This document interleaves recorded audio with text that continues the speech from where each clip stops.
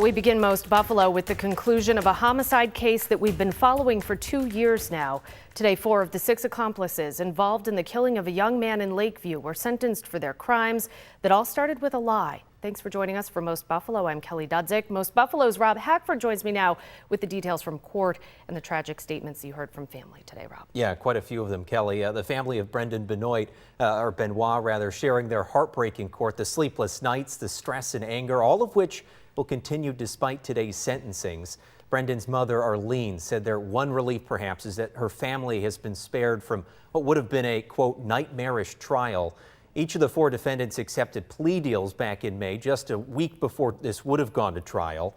In court today, we heard how Brendan was lured to a bonfire, ambushed and left for dead along Heltz Road in Hamburg after being stabbed in the leg, all because of a false accusation that Brendan had sexually assaulted one of the defendants, Kaylee Skibik-Shu, who prosecutors later said lied about what happened, but said nothing to stop Harrison Drozen, Connor Crone, and Jared Adamski from carrying out this ambush.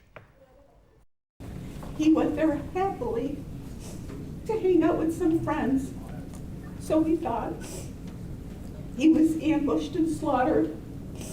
I live with a nightmare, night terror, stress, grief, and sadness, and complete despair of losing my baby. There's nothing that I can ever say or do that will make the situation any less harder than it is. And I will spend the rest of my life haunted and disgusted at myself for what I've done. The parents of this young man and his who is gone, you know, they're outraged by this. Not only by, you know, of course, his death, but they're outraged by for the reasons that it happened, that it started with a lie.